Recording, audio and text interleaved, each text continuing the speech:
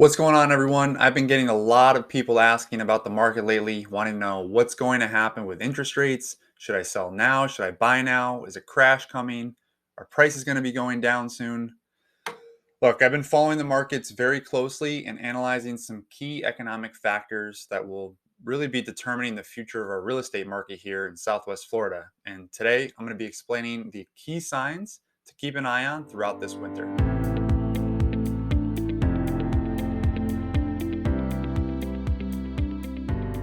Thanks for tuning in today. I'm Rick Harrison, your first time real estate agent with MVP Realty. And in today's Southwest Florida's housing market update for November 15th, 2021, I'm going to quickly go over some trends that may be starting to emerge in our local market data. And then I'm going to be answering all your buyer and seller questions about the market, the prices, the interest rates, and what indicators we should be watching for in the future market crash. We've got a lot of important info to cover, so let's get started. Oh, and if you haven't already done so, make sure to subscribe and click the bell to get notified of the latest videos each week, showing you everything you need to know about living, buying, selling, and investing in your first home in Southwest Florida. So let's take a look at our local market data first. First thing we're going to be talking about is a local market analysis. We're going to talk about the interest rate changes over the past week. And then we're going to be looking at the market news and trends. Several stories this week that are going to have a huge impact on the future of the housing market and the economy, and how those two things will be playing together. But let's take a look at the 7-day market update. So last week, we'll see over on the right-hand side here, the new listings. New listings are up 11% this week, which means more people are putting their homes on the market, from 561 last week to 625 new listings this week over the last 7 days. So that's increasing, which is a good sign, and we're going to be talking about that later on a little bit more. The solds are down 22%, actually decreasing quite significantly from 836 being sold over the last 7 days last week to 653 this past 7 days. The extended is also down 15%. So as I mentioned last week in the last market update, the extensions are really an indicator of what's going on in people's, at least home sellers' minds right now. It looks like a good amount of people, extended, we're looking at 56 compared to 48. So it's not a huge difference. But if this pattern keeps continuing, we should be seeing less extensions happening, which means less home sellers are willing to put their homes back on the market after they didn't sell the first or second time around. And then we have pending, really no significant change. It decreased by 1 or 2. So really nothing significant as changes there. So what we're seeing right now is there are more listings coming on the market. We're going to be seeing that happen more over the next 6 months, I believe. More sellers are starting to feel a little bit more comfortable with the pandemic. I think they're also starting to realize and hear the buzz about the market starting to level off. So they're starting to get a little bit anxious and frantic about possibly missing out on a great opportunity to sell their home for a huge profit. So next up, we got the interest rates for this as of today, 11/15. According to NerdWallet, the 30-year fixed rate went from 2.9 last week to 3.0 this week. Which is actually the opposite of what bank rate average has. Bank rate at the bottom, you can see, was 3.2% last week, and that's actually decreased a little bit to 3.1%. So I have a little bit of contradictory information here between the two. I believe bank rate takes into account more financial lenders, whereas the information from NerdWallet, as you can see at the bottom, is Zillow sourced. So it's from Zillow's data. But either way, over the last several weeks, and this has been a recurring theme, we've seen interest rates stay and hover around 3%.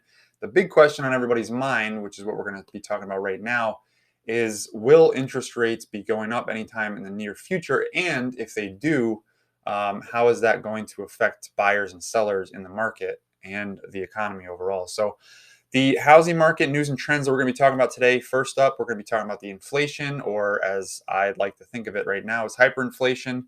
And we'll talk about the future of the government spending, some big things that are coming up before the end of the year that are going to have a huge effect on whether or not the interest rates do start to get hiked up. The inventory boost that's supposed to be coming over the next 6 months, we just saw in our local market data a slight increase in listings, new listings. So we'll be taking a look at what's going to be coming up in the next 6 months. And then we'll also be looking at the mass exodus and rent hikes, how that's been playing an effect. We'll take a look at the formula that I put together that I think will kind of explain everything. So, all right, let's get into the current situation. So, the debt as of February of 2020, when the pandemic really first started or first started taking off, we were at $23 trillion in debt. As of just this past February, just a couple days ago, we hit the $28 trillion debt mark. So that's a $5 trillion since February 2020 we've put into the market and the economy, which, as everybody is starting to feel with the prices of gas and food costs and shortages, all those prices starting to go up. We can see that the five extra $1 trillion that we've just flooded the market with over the last year and a half or so has really started to work on you know, on a really micro level, and it's affecting homeowners and home buyers as well. Now, the thing that's happening or what's going on from now until the end of the year is we're going to be seeing, and these are going to be huge indicators as to what's going to happen with the interest rates and how the Fed is going to react to the current inflation numbers that we're seeing. There's four big things that are going to be coming up. One, the debt ceiling, which temporarily they temporarily raised just so that we could get through and the government wouldn't shut down just a few months ago. But they're going to be looking at adding up to potentially another $480 billion, which will just really, it's going to be another temporary solution until they can come up with a better budget solution. On top of that, the government funding, which just to keep the government going so the government doesn't shut down, that's another $550 billion of spending on average every year. There haven't been any numbers for that have come out, but that's just been the average. So we're looking at probably somewhere around there too. The BBB, Build Back Better social spending bill that is looking to be passed very soon. That's another $1.5 trillion that they're looking to spend on that bill, which is going to be another flood of it's most likely going to cause even more inflation and put us really into the unequivocally hyperinflation area. And then on top of that, we also have the defense bill, which was passed already. That's going to be coming to $768 billion there. So the totals in the next several months, really less than 6 months, we're looking at another $3.3 trillion going into the market to fund all these different programs and bills. Now, I'm not saying anything against the bills or the funding itself, but I'm just looking at, what is this going to do if we put $3.3 trillion more in the next 6 months or so into our economy after already raising it $5 trillion over the last year and a half. That's almost $9 trillion we've put into the economy in just 2 years. What is that going to do to inflation? How is that going to affect things? I mean, I think the inflation, in order to really combat this, there's only a couple of things that the Feds can do. And I think that, they had a relatively lofty goal of being able to taper back 15 billion at a time less in spending on bond purchases per month. But I think, I think they're going to probably end up speeding up the timeline for that, which means that one potential rate hike in 2022, I think, is now going to become probably at least two rate hikes in 2022. But, that's still to be determined. I just, for any home buyers out there, if you're looking at the cost of homes right now at 3% interest rate, going to that 4% interest rate, is going to have a significant increase on what the mortgage payments are going to be and what the monthly costs are going to be for owning that home. So if you have been putting off buying, this is something to really consider. In the next 6 months, you might see interest rates go up to a point where you get placed out of purchasing a home, and then you're going to be forced to rent. We're going to be talking about rent in a minute because that's a whole nother issue for people who have been putting off buying. Really, at this point, if you are buying, I know some people have felt, a little bit of desperation as far as trying to buy. before interest rates go up. We don't know if it will, but if you're thinking about it, I know you're already looking into the market. What are rentals going for? Just in case as a backup, you are seeing that the rental rates are spiking really high. Um, First thing, just to address all this, really, back in June 2021, Michael Burry, if you're not familiar with him, he's uh, the he's the hedge fund manager in The Big Short, which was the manager who predicted the 2008 crash. He shorted the market, made a ton of money for his investors, frowned upon for doing so. But um, he was quoted on Twitter in June 2021. People always ask me what is going on in the market. It is simple, greatest speculative bubble of all time in all things by 2 orders of magnitude. So he tweeted that on a Tuesday in June.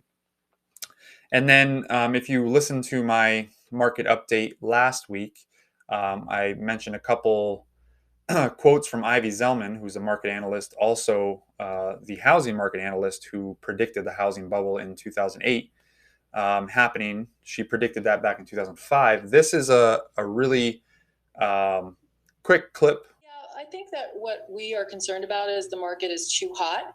And there's just a massive amount of capital that's coming into the space, which is really about, alternatives just are not as attractive. So I call the residential housing market the prettiest girl at the dance. So you have a massive amount of capital, whether it be the sexiest girl at the dance or the prettiest girl at the dance right now is build for rent. And we just published a report that's a deep dive on the build for rent market. In the last 18 to 24 months, Jim, we've had 60 billion of capital announced that's coming into the space, but they're all going to the same markets. And so I think there's concentration risk on top of the land grab that the public companies and the private builders are buying so much land, both through options and owned.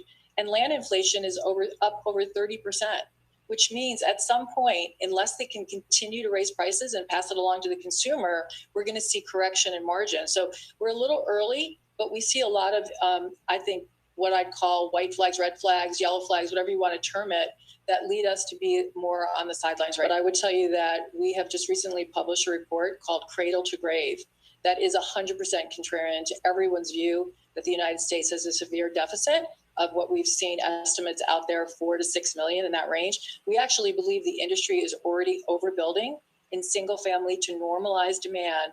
This is one of the conclusions of the report, by roughly 20% for single family and about 10% on multifamily. So we couldn't be on more of an opposite side of where the market is and where the industry is, frankly. So as you can see, Ivyzellman does she brings up some really great points, and going back to the whole idea of a lot of capital being flooded into the market from investors. One of the main cases that we've seen recently for that huge story was Zillow.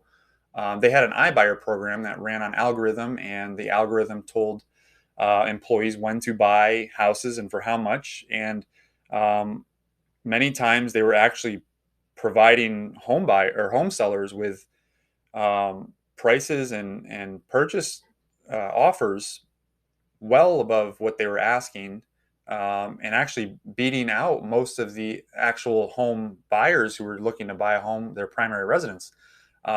With that, just recently they announced that they're going to be shutting down their iBuying program, stating that home prices and the housing market is too unpredictable for them to really, make a good living or make money from it in the way that they were doing it through the algorithm. But um, if that is the case, I think you already seen the stock market of Zillow. It went down over 30% in one day on the heels of the announcement of that.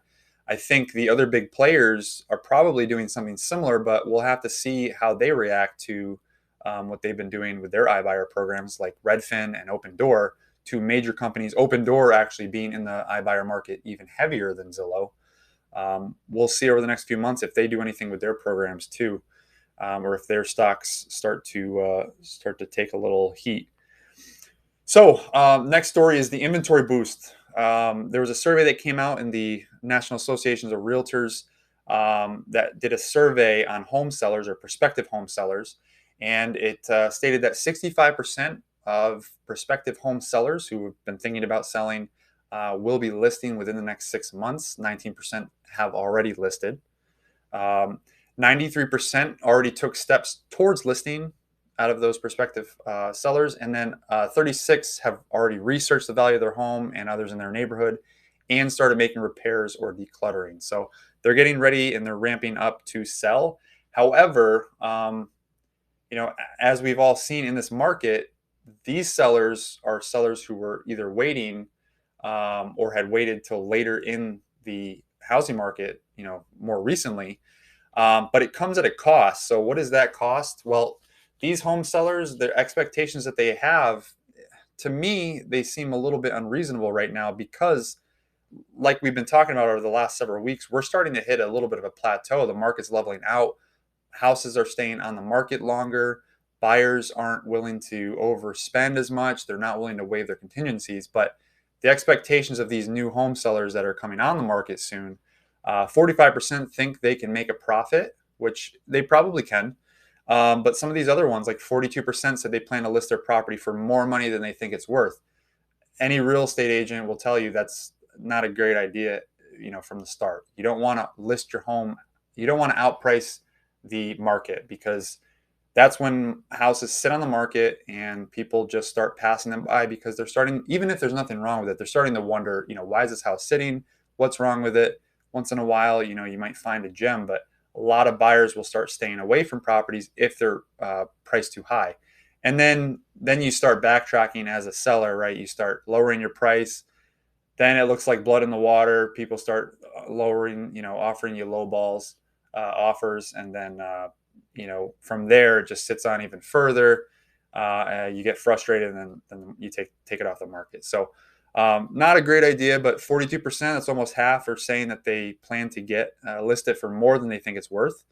29% will push for a quick close, which right now I think you can do quicker closes just because the title companies and attorneys and inspectors, they're not as backed up as they were when in the middle of the pandemic. But a lot of them are also anticipating bidding wars, offers above asking price, willing and buyers being willing to forego contingencies like inspections and appraisals, which we did see quite a bit in the last several months leading up to this kind of plateau that we're in right now.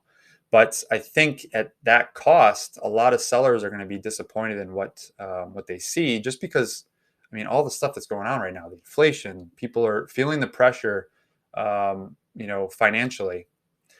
And then the other thing that we're looking at is rent hikes. Those of you for buyers who have been thinking about or putting off, buying till the future to see what happens with the market, what we're seeing is huge exodus from major areas like New York City, California.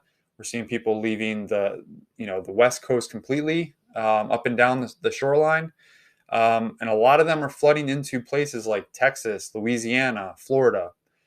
So when you have a mass exodus like this, plus you have the eviction ban that held people back from paying their rents, it doesn't matter how many of those people did, but you have that coupled with the supply and the multiple supply woes, which is, supply of goods and services, supply of inventory, the supply of rentals on the market. You add all that together and you're going to see rent hikes because people can't afford the house prices as they are, or don't want to get into bidding wars with other people. So when you have that happening, and now we're looking at potentially interest rates going up in the next 6 months, maybe up to a year. You couple all that together, people are going to need to start renting, and with a rental shortage, that just allows landlords and commercial real estate investors to jack up the rental prices. So just right here in our local market in Fort Myers, actually, Fort Myers is um, one of the top places where rents doubled. So in Fort Myers, Florida, available units shrunk by 50%. So since the pandemic started, and median rents have doubled. And then driving those shifts is the lingering impact of the pandemic exoduses. Remote workers sought out warmer locales, inventories withered, and prices ballooned. And if anybody's been paying attention, following me on social media, back in October of 2020, when they first started announcing the pandemic um, effects and Microsoft started mentioning that they were going to be allowing remote workers, I said right then and there that this was going to be a lot of the metropolitan areas, the big ones like New York City. A lot of people were going to end up leaving because why do you need to stay in a city to pay those high rent prices if you don't need to be in the office there anymore? You can work from home. So you go to a place like, Connecticut, pay a little bit less in taxes, pay a little bit less in home prices, and still be able to, do your job. So when I said that back then, we're starting to see that now. And as we go to this next segment, the New York City rental warehousing. So this is an issue that's going on in New York City with commercial real estate investors and landlords, is that they're actually keeping their rentals. And I think there was over 5,500 rental units that were being taken off the market in the last 5 to 6 months, and they're just not coming back on. Which means, what does that mean? It means they're creating artificially or intentionally and artificially creating a shortage in rentals, which is driving the prices up. And because everybody's leaving, they were forced to lower the prices. But now that there's a shortage and people still need to live there, they're able to drive the prices back up artificially, creating that demand with such low supply. So Rosenthal last year proposed a law to fine landlords who warehouse apartments for more than 3 months. She said she plans to introduce an updated bill this year. That was in the Wall Street Journal. And what do these indicators mean for you? Well, one, how the Feds adjust the bond spending, that's going to be a huge thing. If they keep the $15 billion deficit per month, I think inflation is going to continue going up higher and higher quite a bit. They might be able to stave off interest rate hikes for a little while, but that's going to be a huge factor in it. Government spending and bills, the more money we flood into the market and the economy, the higher the inflation is going to go. And then interest rate adjustments, whether or not they make any interest rate adjustments, that's really going to be the only way that they can kind of tailor and taper down inflation a little bit, is by increasing the interest rates. So I know they want to put it off to June or July of 2022, but I don't know if our economy can really, or the people in our economy can really suffer that for that long. And then the other things, iBuyer program signals. Like I said, Zillow had that huge. They already shut down that program. We should be looking at Redfin and Open Door to see if they are going to be doing similar things, how they treat the market. I just think with those companies having so much data on the market, they have to have an idea of what this is doing to them. And it was just released actually the other day that Zillow is going to be releasing, I think it was over 2,500 homes to a major investor. I'm not sure if it was Blackstone or not. They did not put that in there. But, that's going to be another commercial. That's another investor. So they're going to get it on pennies on the dollar for their investments. So, well, that's this week's housing market update. And I know I threw a lot at you, but if you have any questions, you can leave me a comment or shoot me an email at rick@swflrelocationteam.com. If you found this video helpful, please hit that thumbs up button to let me know. And don't forget to subscribe and click the bell for more videos helping you navigate our Southwest Florida market. Thanks so much for watching, and I'll see you next week.